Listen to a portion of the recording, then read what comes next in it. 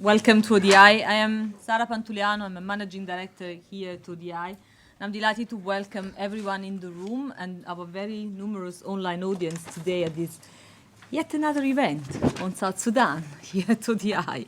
The event this afternoon is really informed by our latest issue of Humanitarian Exchange that is entitled The Crisis in South Sudan. That's been, as always, very ably put together by Wendy Fenton, the HPN coordinator. Before we start, just a couple of things. We will start with a panel discussion. We will then open up to the audience. If you have questions that you want to ask the panelists, jot them down. If you are online, put them in the web chat at the bottom of your screen. And then when I open up the floor, I'll be taking questions both from the online audience and everyone in the room. We do have event hashtag, that's South Sudan Future. So please do feel free to tweet, but do keep the phones on silent here in the room. So why another event on South Sudan? We actually published an issue of Humanitarian Exchange on South Sudan in 2013, just 3-4 years ago. And some of the trends that we're seeing today, some of the, if you want, the nervousness around where South Sudan was going was already flagged in that issue of Humanitarian Exchange. But it's fair to say that whilst, we were picking up a lot of the problems, the tensions, there was still some optimism, in trying to build state institutions. The tone of the magazine was upbeat. And the optimism has really waned, very quickly, very rapidly, since December 2013, whilst we all expected, things to not go particularly smoothly. I think the speed, the scale of the devastation has actually taken pretty much everyone by surprise. A number of us are long-term Sudan and South Sudan watchers and observers, but even, for people that have been following the country very closely, and, South Sudanese colleagues, some of those who are in the room with us, were all really surprised by how quickly things have degenerated. So since 2013, we know that the conflict has displaced almost 2 million people within Sudan and actually 1.3 million to neighboring countries. And we know that there are 4.8 million that are food insecure in the country today. It's hard to believe that after the optimism of a few years ago, we are reporting such bleak figures.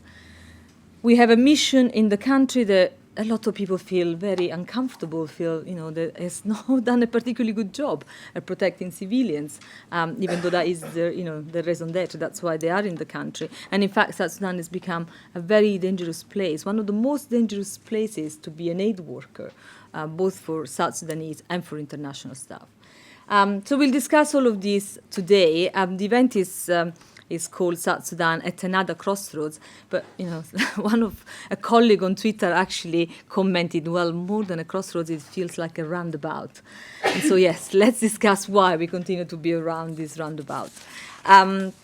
We've got a great panel of speakers, both in London and actually in different parts of the world. I'll start with the colleagues who are here next to me. So to my left is Lydia Stone. Lydia is a senior manager on security, justice, and peace building at Social Development Direct. But Lydia has been working on South Sudan for a very long time in different capacities. She has lived and worked in South Sudan between 2007 and 2014. And you've done a lot of things, from security and justice to gender advisor for a number of programs, including on SPLA transformation, on DRR. I'm working with DFI Stabilization Unit, UN Women, Danida, so plenty of experience to draw upon for today's discussion. To my right, my colleague, Mareke Shomeros, is a senior research fellow here at ODI. But she's also been researching and lecturing on South Sudan at the London School of Economics. She's led a very big program of research on justice and security that focus on South Sudan. She's been doing research on South Sudan for a very long time, as far as I can remember, through my engagement in South Sudan as well, on a number of issues, from resolution of violent conflict, civil-military relations, use of information technology, actually media, political contestation, security, you name it. Again, loads of experience to draw upon. And then we go go to our colleagues online, and I'm really delighted to introduce, first of all, Peyton North, who is the coordinator of the UN panel of experts on South Sudan. Peyton is in Washington, so he's joining us from Washington. Peyton is also the senior advisor for the Crisis Management Initiative, that is a Finnish NGO that works to prevent and solve conflict through dialogue and mediation. But previously, he was a senior director of global communications for One Voice movement, which focuses on the Israeli-Palestine conflict. And as a former U.S. diplomat, he served as the deputy spokesman of the U.S. mission to the UN and has held different positions at the Department of State, and is also an international affairs fellow at the Council for Foreign Relations. In Kisumu, my dear friend Jock, Madut Jock. It's a pleasure, Jock, to have you with us. Jock is the director of the Sud Institute. That is a policy research center that is based in Juba. He's also a professor of African study at Loyola Marymount University in Los Angeles, California. He also is affiliated to the University of Juba, and he's actually served in government as well. Can tell us about that experience too, as under secretary for the Ministry of Youth, Culture and Sports, if I remember correctly. But Jock has been authoring a lot of research and books on security, political violence, gender-based violence, and the politics of identity in Sudan and South Sudan. And last but not least, in New York, we have Matt Wells. Matt is a senior crisis advisor at Amnesty International, where he focuses on human rights investigations in situations of armed conflict. Prior to Amnesty, Matt worked as a senior advisor on peacekeeping at the Center for Civilians in Conflict. And he actually focused in particular on UNMISS in South Sudan. And before that, Matt was actually working on West Africa as a researcher at Human Rights Watch. So a great panel. I am looking forward to the discussion. Not that we feel we can really untangle the web of South Sudan, but let's give it a try. Let me start with Peyton. Peyton, the panel of experts has been in existence for a couple of years. It was established in 2015, and you've released a report just a few months ago. So you've obviously been observing things closely through the panel for a while. Can you tell us a little bit which trends, which persistent trends in particular you see on the ground? And also how has the government and international partners really, and other national players reacted to the report? Sure. First of all, thank you very much, Sarah, for having me today, and congratulations to you and the ODI team and all of the contributors for this excellent issue of Humanitarian Exchange, and for continuing to highlight the situation, indeed the deteriorating situation in Sudan. To answer your first question with respect to sort of the trends that the panel has tracked over the last 18 or so months that we've been in existence, I think there's maybe 3 or 4 primary trend lines that are worth noting. The first is that collapse. There's been a near complete collapse of the transitional government that was envisioned in the peace agreement that was signed in August 2015, and indeed very little progress that we've been able to document towards any of the reform goals. Political transition objectives envisioned in that agreement. Concurrent with that, or related to that, is that there is, point of fact, no meaningful political process to draw in a productive way the main protagonists to the conflict and channel that energy in a nonviolent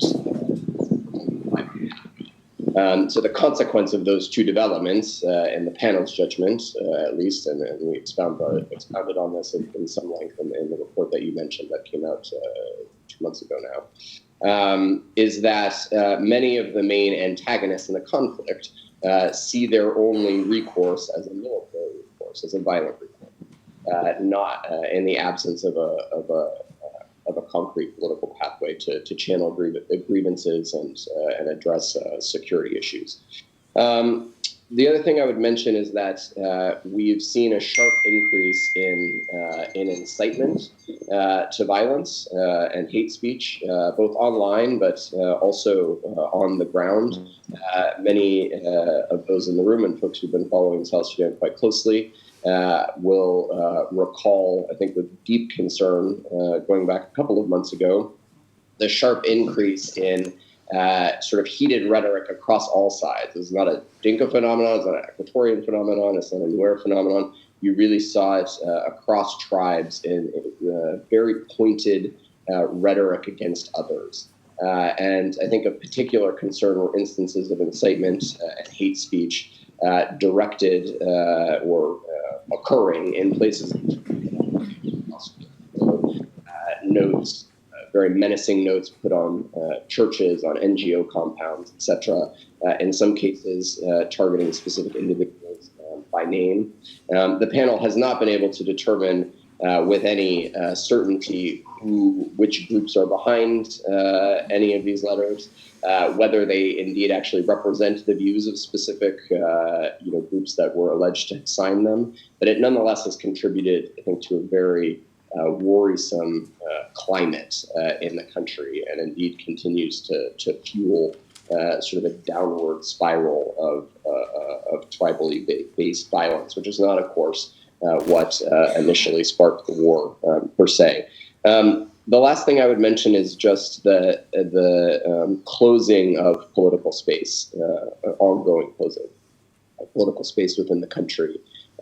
Threats against journalists, threats against civil society, threats against any actors who are critical of, particularly of the government in Cuba, but it does again cut across all sides, and you even see instances of any effort to mobilize even discussions to talk about grievances suppressed by the National Security Service and other institutions of the government, even if these are not per se opposition groups or are in fact Dinka initiatives. Nonetheless, there's a real, the restrictions have increased exponentially on freedom of expression. And I think that does call into question, and I think other panelists will address this, but whether the environment in the country is conducive to the type of national dialogue initiative that the president's announced some weeks ago, and that is still, and Jock can certainly speak to this, is still being looked at by a number of folks. The final point is just then others will address the humanitarian situation, but what the panel has tracked, both with respect to the humanitarian operation and the peacekeeping operation, severe constraints on both. And, of course, as everyone, I think, in this conversation will appreciate, it's very hard for a peacekeeping operation to succeed, as we know from many other contexts, absent a viable political framework. Having said that, the obstruction to movement, both of humanitarians and of peacekeepers, the threats against those personnel have persisted for some time, and indeed have gotten worse, and that is an additional challenge as we try to address the deteriorating situation in the country. So I will stop there and look forward to further questions. Can you tell us how the report has been received, both by the parties in country and outside?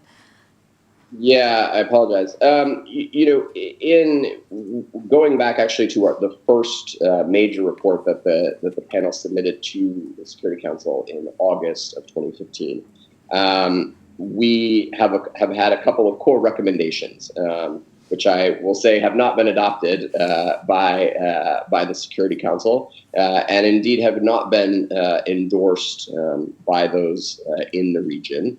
I think everyone's aware of the fact that one of those recommendations, I should say, was for an arms embargo. There was an attempt just before Christmas to push for an arms embargo within the Security Council. That attempt did not succeed.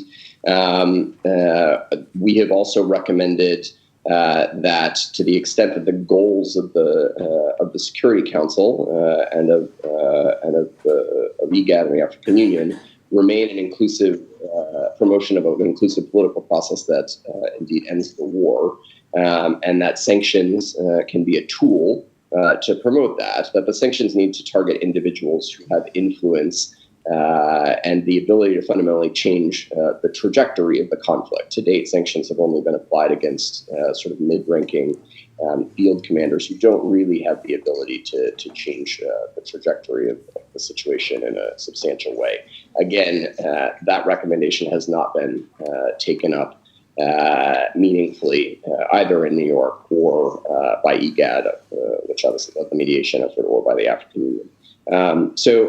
In some ways that speaks for itself. Having said that, I will say that we've had tremendous access in the region with governments who obviously remain deeply concerned based on their own security interests, frankly, not least because of the shocking refugee outflows that let's talk about in the Humanitarian Exchange and what that means for their own security. And so we continue to engage at high levels with governments in the region, and do have a cooperative relationship, I think, with them. But I don't want to oversell the success that we've had in terms of actualizing some of our recommendations.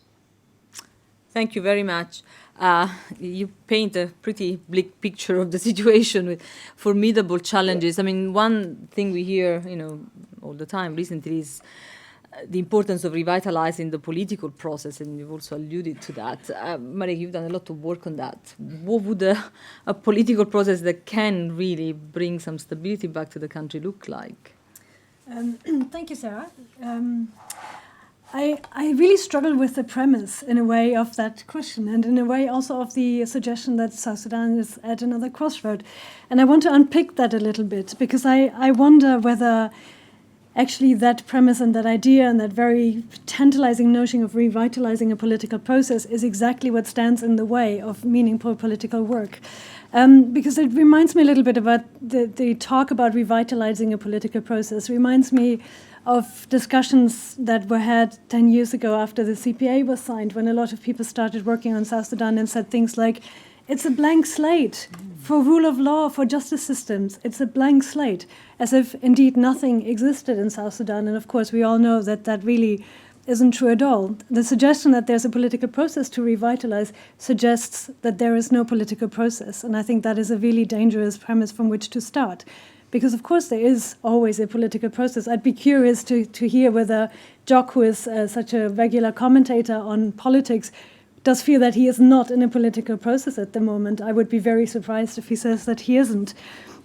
Because, of course, politics goes on all the time, and it's just overshadowed by this somewhat neat idea that a political process starts by sitting people around a table and having an agenda and working through points. But I think we learn time and time again, and not just in the context of South Sudan, that this very neat idea of politics isn't really very helpful. Because, of course, at the other end of that very neat idea is very neat achievements, is moments of handshakes in photographs, it's implementable next steps and so on. All of these are actually very, very complicated and often very difficult to achieve, and often almost agreeing on something that needs to be implemented makes it that much harder to implement, because, of course, the moment that people understand that there now being territories are being defined, these territories also become the subject of defense. So in a way, talking about a political process, I would argue, almost makes a political process that little bit more difficult, because as soon as consequences become visible, if there is a political process during which people sit around the table, then there will be some sort of consequence. It is not surprising that actors start safeguarding against these consequences. And in a way, I don't think it is surprising that this idea of a neat political process at the same time leads to further closing of political space, of further... it doesn't have to be neat in any way, and it doesn't have to be external either. Neater than what is imagined. So in a way, I would encourage everyone to think about moving away from this idea of achievables in a process, of these agreements, of moments in which people say we have now achieved something, because really politics hardly ever works that way anyway, and anywhere, and it's very difficult for me to imagine how it might work in such a heated situation. If we manage to discard that notion, then what does it open up to? And that, I think, becomes really very interesting, because then all of a sudden maybe ambitions become seemingly a lot smaller. Maybe it is no longer about having the president at the table, but actually it is about having local and very different actors at the table, or not even at a table, maybe just trying to go about a daily set of actions that allow some spaces to open up again. All of this, I realize, in the situation that is this dire, almost sounds a little bit naive, but I would really like to encourage everyone to think that maybe not. Maybe actually it's naive to think that a solution can come from having people sit around a table and say, we now have an agenda and we work through it, and at the end we will see clearer. But I would contend that that is an assumption, perhaps by some donors that are trying to push for a certain political process, but internally, as you say, there's been plenty of reflections on why that doesn't work. And yet, even though thinking about a more endogenous and perhaps also grassroots political process, I think collectively we've struggled, including Jacob. I'd be really interested to hear your thoughts on this, to really imagine what a more diffuse local political process that brings people together looks like, and why certain things have worked and a lot of others haven't. I think your reflection would be really useful on that. Thank you, Sarah, and Wendy and everyone at ODI for putting together this. Can you hear me fine? Very well. We're very jealous of the sun as well behind you. Okay. I think Peyton and Marika have certainly painted a reasonably clear picture. But I want to say that the crisis, what we call the crisis in South Sudan today, can really be understood in three big blocks of issues. The first one is really fundamental problems of governance, in whether it is the absence of government in terms of justice, in terms of services, in terms of security and economic opportunities, or whether the problems of governance as relates to the presence of government in terms of violence. And so there are nations, majority of South Sudanese who live in rural areas have about the government and about the leaders that rule their country, particularly on the issue of corruption and violence. So that's one main issue that really is fundamentally at the root of what we may call crisis of South Sudan. The second one, of course, is the consequence of that, which is the humanitarian problems, as the brief of the program has painted it. There are a lot of people who have serious food deficits and who are living away from their homes, whether in exile or as IDPs within the country. These humanitarian issues are really a direct consequence of those of that dialectic of either absence of government or presence of government in an active way. The third one is the scale of violence, which has been said to be widespread across the country. I think it is not really widespread across the country. I think that can be overplayed a little bit in the sense that the violence is really localized for the most part. And the consequence of the three issues is that any kind of solution to any of these issues is hinged on a driven peace process, as always, by the type of approach to conflict in Africa, which is that when there is a war, there has to be a mediation by an outsider and funded by countries from the global north. And that the political leaders at the top are the ones that need to be reconciled, when in fact violence being localized and being driven by everyday wants and absence of opportunities has been overlooked. And as a result, I think in recent weeks there has been quite a degree of promising progress towards that idea of a locally driven peace process. Not just the national dialogue that the president declared, but also discussions going on within South Sudan about whether ARCIS, the agreement on the resolution of conflict in South Sudan, is still viable. And I think most people would say it may be a bad peace, but it is the best we've got at the moment. Because now it is no longer in the hands of the outside mediators. It is in the hands of the South Sudanese, particularly the government. If the government is interested in showing that it can solve all these three problems through peace, then ARCES can be made viable if the government commits to it. And now you can do it several ways. You can force the government of South Sudan through pressures to try to give meaning to the peace agreement. Things that have been suggested in the past, embargoes, sanctions, carrots and sticks. I think sanctions don't work. Embargoes will not work.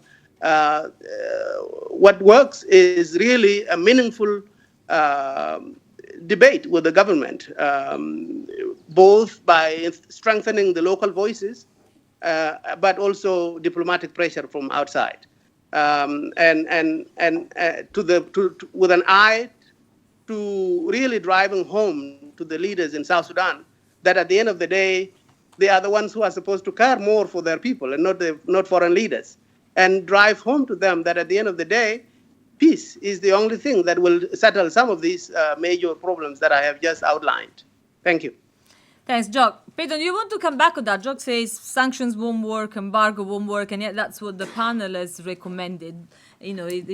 Jock puts a lot of emphasis on the dialogue, and I think many long-standing South Sudan watchers, may agree with that. But why has the panel felt actually recommending the embargo and the sanctions would probably be the best strategy then?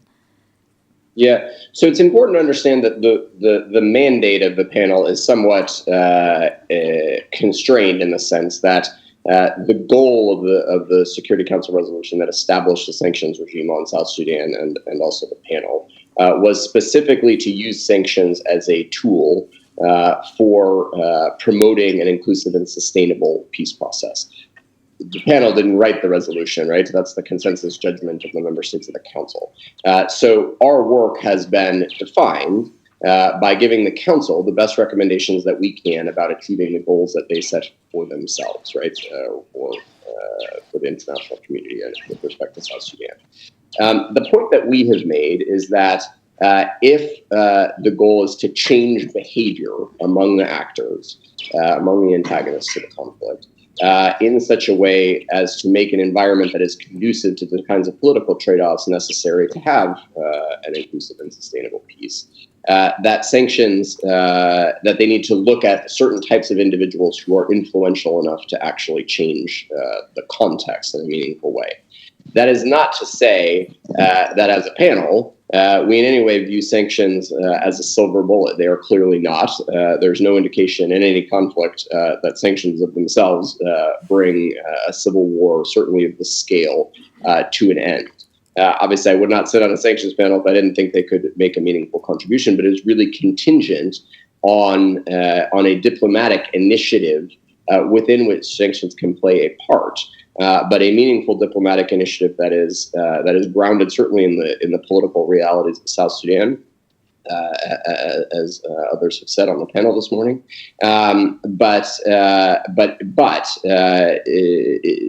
They cannot sort of succeed in a vacuum. And I'll maybe just make one other point on the political process. I think I take the point that political.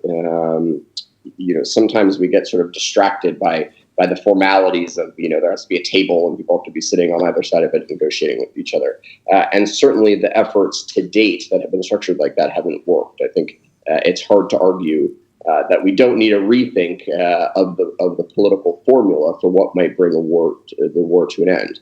However, I think we need to be careful not to be overwhelmed by the complexity of South Sudan. There have been just as devastating, just as complex civil wars on the continent, elsewhere in the world, that have been brought to an end through a negotiated settlement. There are different structures, there are different models for doing that, there are different ways of undertaking it.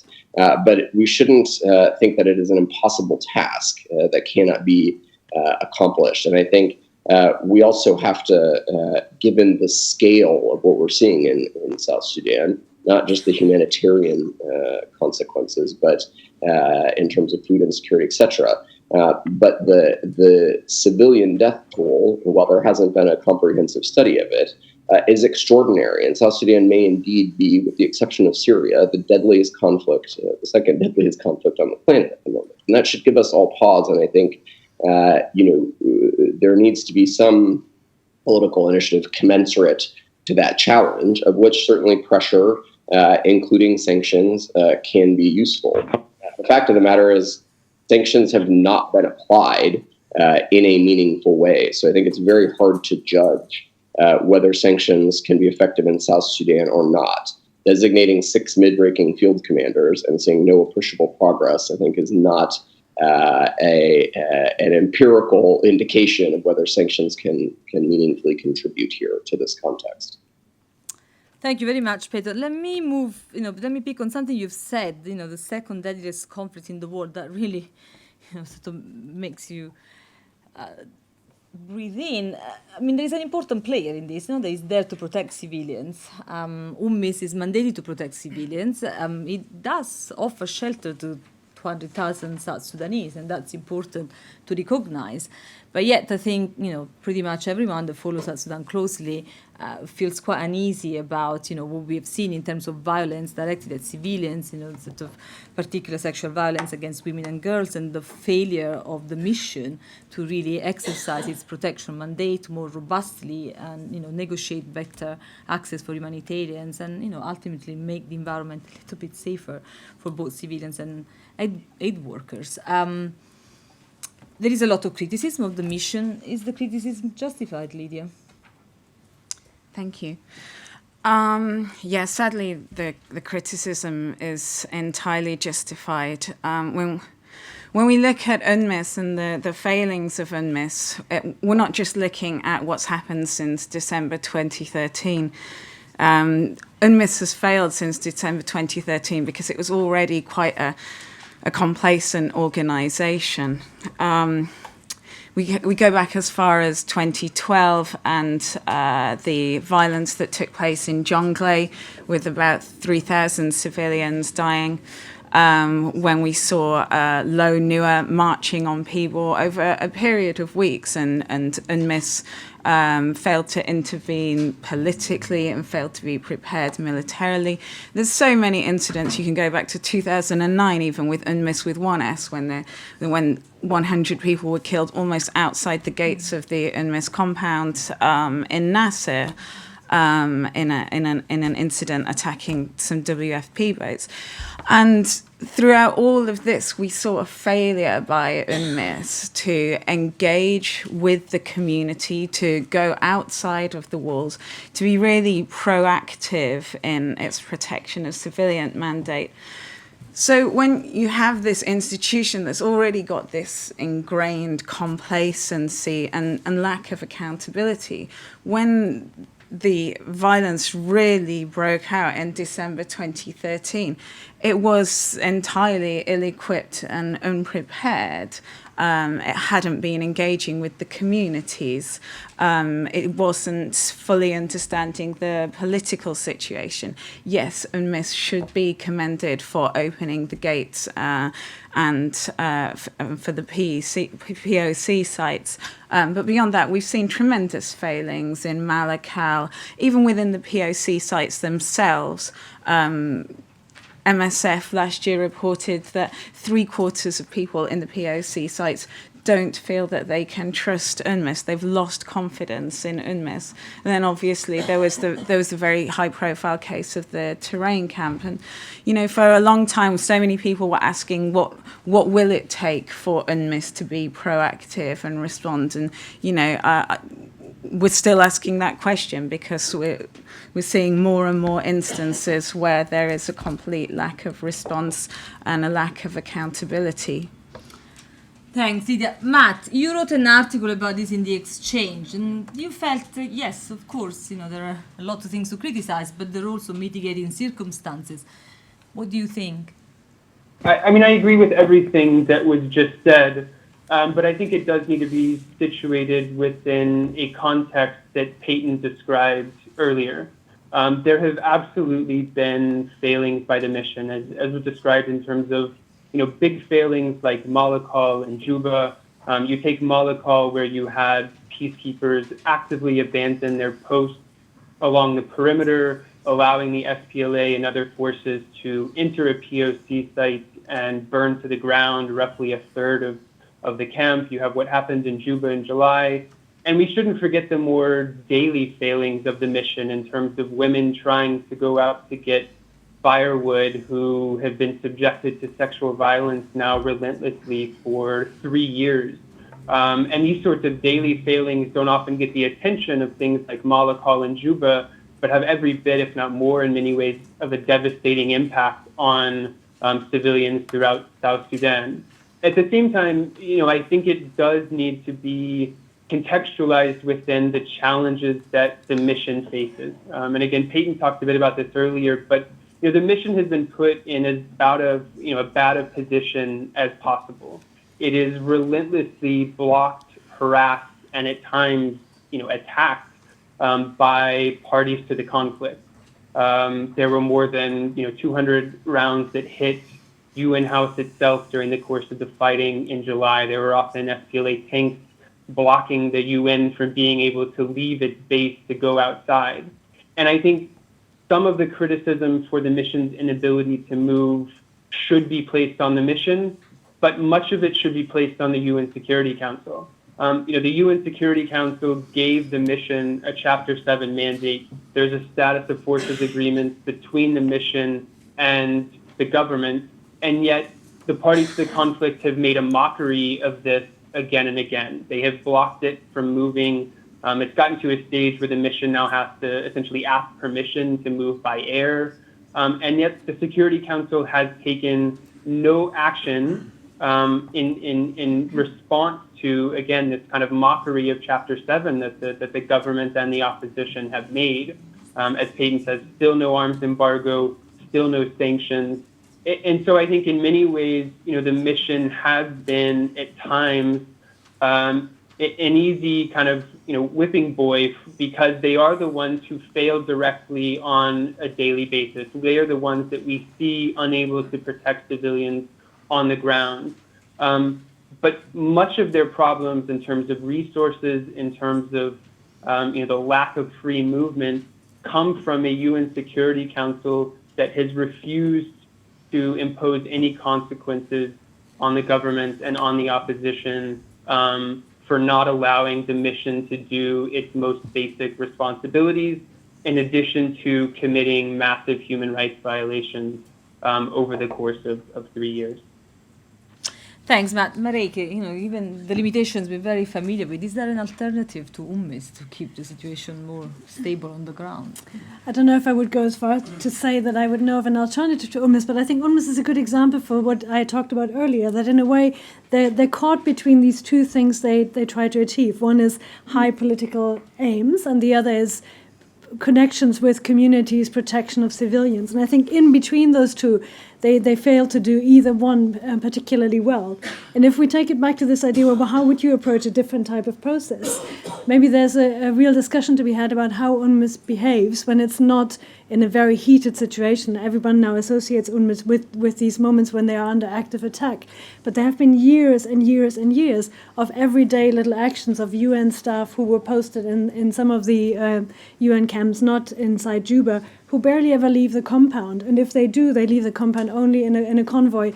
And these are the same people who are then supposed to connect with the communities. They're the same people who are supposed to understand the political situations. They're supposed to understand when something is changing and to have, in a sense, their own early warning system that might actually make it possible to protect civilians beyond the moment of absolute action and reaction when an attack breaks out. And I think that really is another crucial thing to talk about. In a way, the UN, I think, has to have a broader discussion about what is really possible for a peacekeeping mission, and what Matt has said hints at a lot of those obstacles that we're all very aware of. But there is something really, really important and very valuable in everyday actions of people who work on a UN mission, whether they are political officers trying to make a little bit of interaction every day, or whether they are staff patrolling and actually never leaving the compound. I think those are the really, really crucial things that really need to change. And for those, I would argue a Security Council resolution isn't necessary. There's something possible there within the management of UNMISS. I think it's fair to say that what has shocked everyone more and more in latter years is the violence against women and girls. Actually, Jock, I was going to ask you, why is it so pervasive, so brutal? I think, you know, everything that's been reported as of late, it's really deeply disturbing. What is your reading? We lost Jock. Okay, we lost Jock later. Lydia, what do you think? No, I'm here. Oh, okay. We lost you. Seems to be I guess I didn't understand that the idea that there is a conflict in South Sudan is a little bit of a misnomer, as there are multiple conflicts. And so to blame one side for the humanitarian blockages or the other is a little unfair, both to the parties but also to UNMISS itself, in the sense that without intending to vindicate UNMISS, I would say that UNMISS found itself in a tough situation, in the sense that the government is the primary protector of civilians, so it shouldn't be relegated to a UN peacekeeping mission. But secondly, because UNMISS came into a country where it was aimed to do one thing, but now it has found itself doing many things that were not part of the mandate, which is to protect civilians against other citizens, instead of protecting civilians against warring parties or against a foreign country like Sudan, which was envisioned might have a conflict with South Sudan. So to blame UNMISS singularly is to also be oblivious to the challenges it faces on a daily basis, from the deployment part, but also from the everyday management of it. These challenges are there. And so I wanted to say that an army, whether it is a government army or an opposition army, is not out to carry out violence on a daily basis just for the hell of it. There are intractable, deep historical and cultural issues. It would be best to look at South Sudan from the point of view of those historical trajectories, historical movements. The war between North and South has its own driving forces behind that violence. The war within South Sudan between the various parties have its own drivers. The reproduction of violence within communities as a result of prolonged subjection to violence is another. So there are all these cultural, historical complexities that need to be understood beyond just warring parties bent on going out and rape. So the question, go ahead, Pete. No. Do you mind if I just add one point there? I think it's important when we look across the last 3+ years of the war. I think it's important to understand that the preponderance of violence against civilians, and Jacques makes an important point in terms of the primacy of the government in terms of protecting civilians. In this case, the preponderance of violence against civilians has been perpetrated by the government. That is not in any way to exonerate the egregious abuses against civilians by other armed groups, by the IO, by others. And those have been well documented, going back to the AU Commission of Inquiry's own report. But when you look at the campaigns in Unity and Upper Nile last year, undertaken by the government, when you look at the situation in Equatoria, these are mass campaigns with very high civilian death tolls that are being directed by the government and perpetrated by the SPLA or by government-affiliated militias. And I think that's an important point for all of us to bear in mind.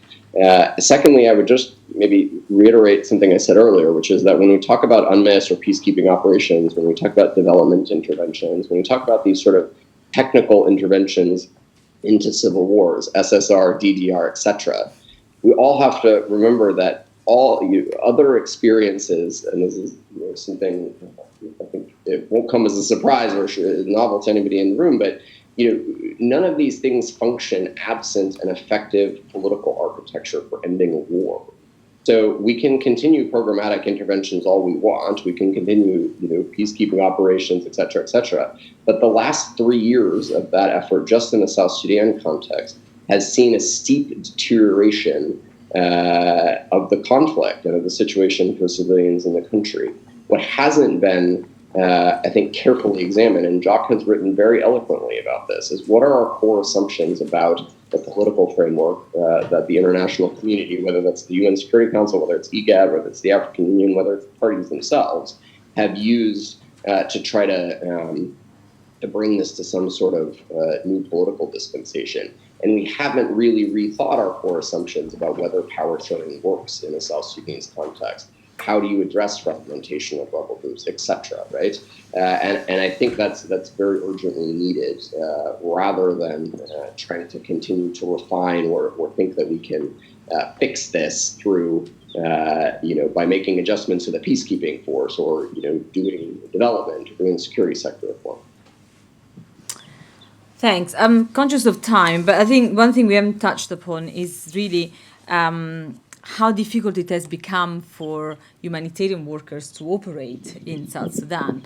Ultimately, this is humanitarian exchange, and it really does focus on the effort that practitioners in South Sudan are trying to bring together, both to protect and support civilians.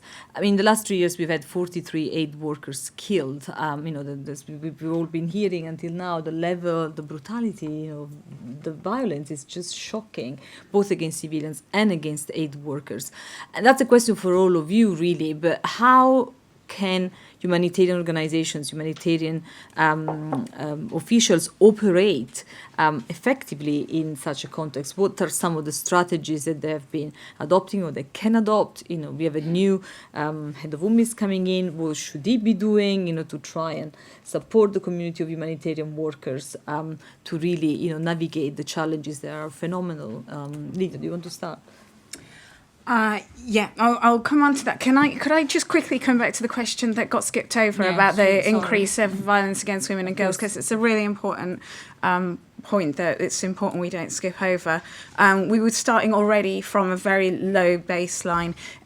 South Sudan, prior to December 2013, was a very highly militarized society.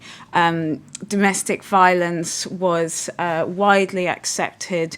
There was a survey in 2011 where people were asked, are there times when a woman deserves to be beaten? And 63% of men and 68% of women agreed with the statement. So we were looking already at a situation, so the enabling environment already existed. And we know that during a time of war, during a time of conflict, rape and sexual assault isn't just used as a physical weapon, it's also used as a psychological weapon. And that's particularly in the case where there are ethnic overtones to the conflict. And as Peyton was saying earlier, that has just increased in the last few years. So just to emphasize that that there has been an increase, and it's due to rape and sexual violence being used as a weapon of war, and it's due to the lack of command and control of troops on all parts of the conflict, both the government side, the IO, and also all of the militia groups. With regard to your... How can humanitarians work in this environment? They obviously have a mandate, to try and protect civilians themselves, through all sorts of different strategies, but they've been attacked themselves in this way. How can they operate? Well, the entire international community, not just humanitarians, but the entire international community needs to have a more coordinated approach to support to the problem of violence against women and girls in South Sudan. There are ad hoc initiatives, but there's a lack of coordination. There needs to be continued engagement with the security services, much as it's unpalatable, that we have to recognise that the military remains the strongest force in South Sudan, and that's going to keep dominating the landscape for a while. And also, we have to ensure that the UNMISS and the rest of the humanitarian community, as Marika was saying, is being proactive, is stepping outside of the compound, is not waiting until these incidents occur, but is developing relationships with the communities. Marika. in a way, I can just continue that. Really. I think that the lack of control and command is obviously tragic and the reason for terrible things, but it is also weirdly an opportunity. And maybe one priority for the incoming head of UNMISS is to really remember that there are actors outside Juba. And if that lack of control and command exists, it is maybe not the most useful approach to try and establish it first and then to see whether that then trickles down into less violence, but really rethink what other actors UNMISS could very actively engage with. Jock, you sorting out something that we can see the ceiling. We can see you again. Yeah, I think I've been muted. There you go. Yeah, I think, first of all, before you think about aid workers, there is a real question about the international humanitarian intervention themselves, the way it is perceived locally. When you inject such massive amounts of supplies into a place where people have serious deficits, these supplies become a source of contention and source of conflict themselves, such that those people who are in control of them are the surrogates, whether by people who feel desperately excluded from all other services, or by armed groups who see that these humanitarian aid workers are siding with one side of the conflict or the other. So the contest over resources supplied by humanitarian agencies is a problem in itself, in the sense that it is a big driver of further layer of conflict in such a situation as South Sudan. So there is no question that humanitarian aid workers are going to be subject to these kinds of attacks from various angles.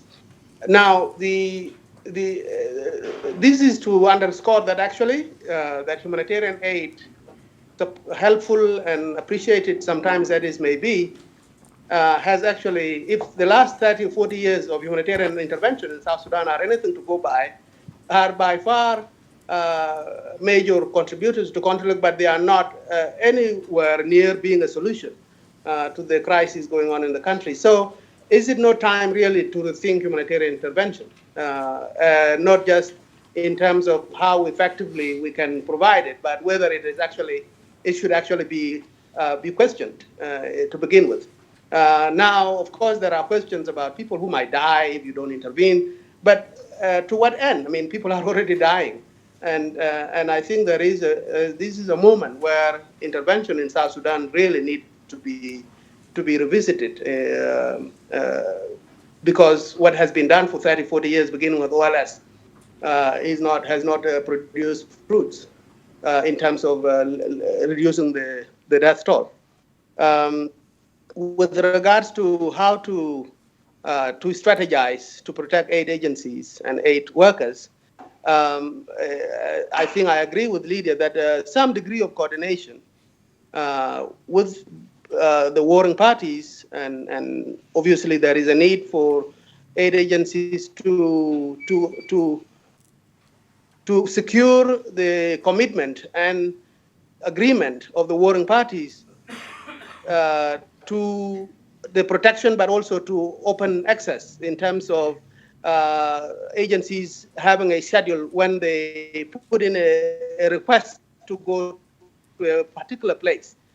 This saw that it worked in days of OLS in the same way, in a concerted manner, the way it was done in OLS. The idea that the major warring parties have to grant permission for an aid agency to fly and provide services in a given place.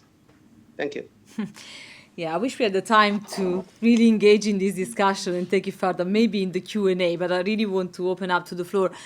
In 2 sentences, Matt and Peyton, what should David Shearer's priorities be? Matt, you go to first, really, really briefly, because I want to open up to the floor.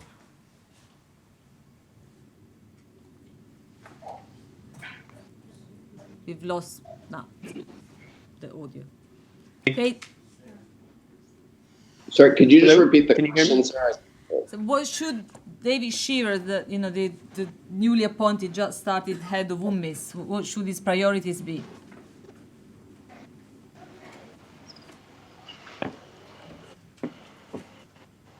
We can't hear. Go ahead. There's Matt going. Peyton, go ahead. Can you hear me? We can hear someone. Yes, we can.